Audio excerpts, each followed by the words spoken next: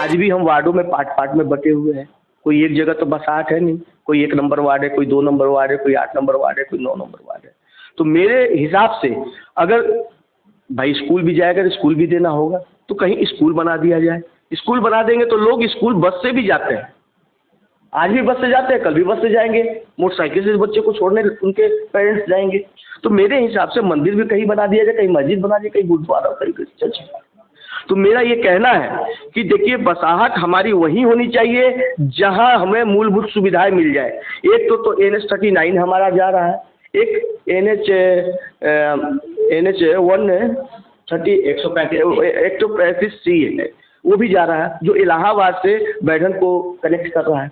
तो वो भी राजमार्ग जो है, राष्ट्रीय राजमार्ग जो है जुड़ेगा, जिससे कि दोनों तरफ अगर हम लोग जाएंगे तो बसाहट बहुत ही खूबसूरत बसाहट होगी। और हमारे यहाँ के जो भी लोग हैं, व्यवसायी लोग हैं, वो लोग जाहिर सी बात है कहीं ना कहीं व्यवसाय अपना लगा सकते हैं। गुन्नरा तक व्यवसाय लगाने का साधन है। और 2026 में परिसीमन होना है, हो सकता है कि ये एक नया विधानसभा का रूप भी ले ले। लोगों के सवाल तमाम हैं। अधिकारियों का कहना है कि NCL ने अभी तक अपनी रूपरेखा स्पष्ट नहीं की है। बैठक में इनके द्वारा ही लोगों के विचार रखे जाते हैं। नए CMD और नए कलेक्टर से इन्होंने मुलाकात भी की है। इनका कहना है कि NCL अभी रूपरेखा साफ नहीं कर रहा है। लोकसभा चुनाव के बाद ये फिर से तेजी पकड़ेगा। मगर सुनने में ये आया है कि जिला प्रशासन द्वारा कुछ आदमियों को अधिकृत किया जा रहा है और जो भी टीम यहाँ सर्वे करेगी वो अभी लोकसभा में भी इस कार्य को जारी रखेगा। NCL कहीं से भी नहीं सोच रहा है कि हम इस चीज़ में डिले करें। वो एक तरफ नापी करने के लिए और दूसरी तरफ मुआवजा देने को तैयार है। इस पर क्या कहेंगे आप? देखिए, नापी तो जब तक पटवारी और आरआई नहीं रहेंगे तब तक नापी NCL के अधिकारी चाहे कोई कमेटी बना दे, चाहे कोई भी, तो वो नापी नहीं कर सकते हैं। यही तो सुनने में आया है कि आने वाले समय में कलेक्टर कुछ एक आदमी अधिकृत कर देंगे कि आप वार्ड बाय वार्ड जहां आप जाना चाहेंगे हम 2, 4, 6 आदमी को दे पाएंगे जो हमारे अधिकृत रहेंगे साथ में नापी करने के लिए। देखिए है क्या कि कहीं ना कहीं चुनाव को लेकर जो तहसीलदार है, पटवारी हैं, आरआई हैं, ये तमाम लोग कहीं ना कहीं व्यस्त रहेंगे, जिसके कारण NCL को नहीं मिल पाएगी। जो हम लोगों को कलेक्टर साहब से मुलाकात हम लोगों ने किया था, उसमें कलेक्टर साहब ने स्पष्ट कहा था कि चुनाव के बाद ही हम कुछ कर सकते हैं, क्योंकि मेरे अधिकारी खाली नहीं है। और ये अपने अधिकारी से नापी क्या करा लेंगे, और नापी होगा कैसे? जब तक कि हमारे सरकार के नुमाइंदे नहीं होंगे तब तक ये नापी नहीं हो सकती है। मैं इनके नापी को नहीं मानता हूँ। वार्ड क्रमांक 9 के आप पार्षद भी हैं। जब तक आप नहीं मौजूद रहेंगे तब तक इस नापी को कहां से उचित माना जाएगा? भाई जाहिर सी बात है कि 9 नंबर में मुझे पता है कि किसका मकान कहां पे है, तो मुझे वहां मौजूद रहना होगा। अब मैं तभी रहूंगा जब मेरा आरआई होगा, मेरा पटवारी होगा। बिना आरआई पटवारी के मैं करूंगा क्या? जमीन के बारे में तो उनसे ज्यादा बेहतर कौन जाता है? NCL के अधिकारी जानते हैं क्या? मतलब मान लिया जाए कि लोकसभा चुनाव तक यहाँ इसका पूरा काम ठप रहेगा? एकदम ठप रहेगा। और अभी होना भी नहीं है। आचार संहिता लगी हुई है, 144 धारा पूरे भारतवर्ष में लगी हुई है। तो मेरा ये सोचना भी है और मेरा ये कहना भी है कि जो भी प्रक्रियाएं हो वो चुनाव के बाद हो, जिससे कि हम लोग खाली हो और खाली रह के अपने जमीनों का नापी करा सके, जिससे कि बेहतर से बेहतर सुविधा हमें मिल सके। जिसके लिए हमें लड़ाई लड़नी होगी, आंदोलन करना होगा, तो भी करूँगा, क्योंकि हमारी यह आस्था का बात है, हमारी 3-3 पीढ़ियों की बात है। तो ऐसे तो जमीन जाने नहीं देंगे।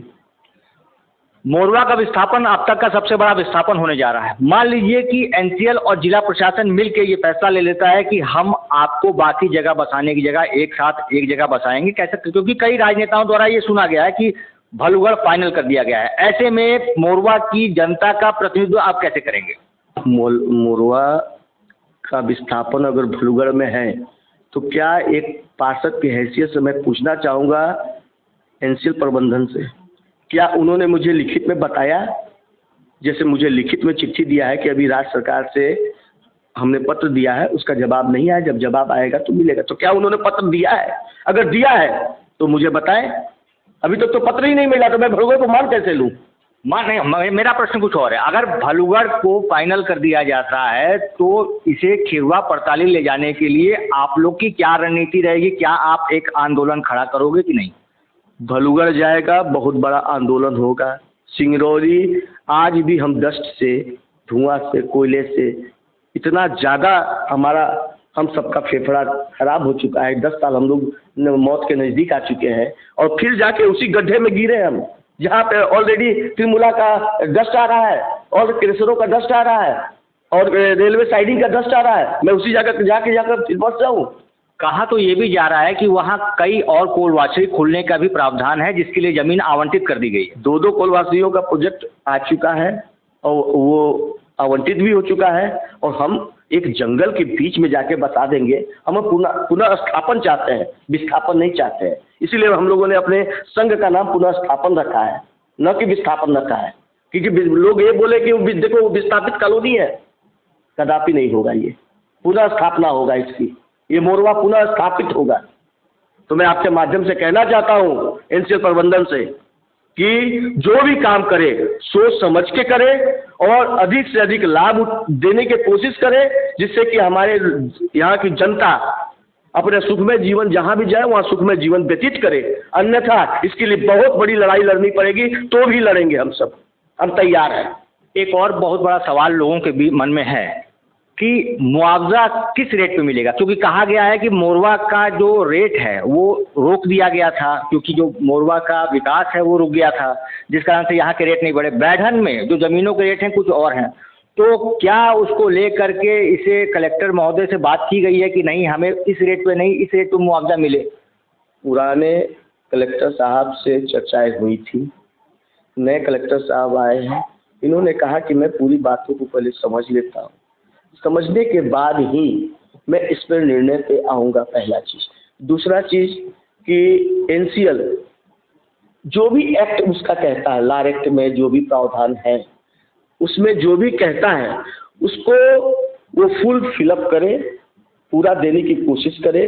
क्योंकि हम सब ये चाहते हैं कि हम अगर विस्थापित हो रहे हैं, हमारा पूरा पुनर्स्थापन हो रहा है कहीं, तो हमें मुआवजा की राशि सही से सही मिले और लोगों को बेरोजगार हो जाएंगे हमारे व्यवसायी भाई, तो उनको व्यवसाय सही जगह पे मिले जहां व्यवसाय हम कर सके।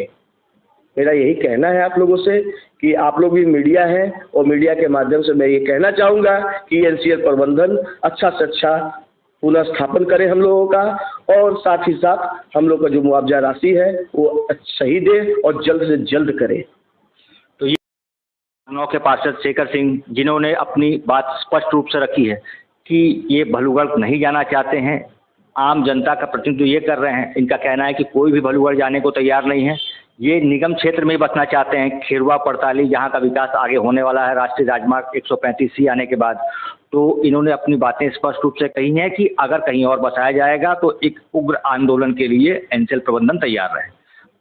मैं मनीष चौधरी राजकिशोर पांडे के साथ आगे भी लोगों से जुड़कर उनकी बातें समझूंगा और जानूंगा विस्थापन को लेकर के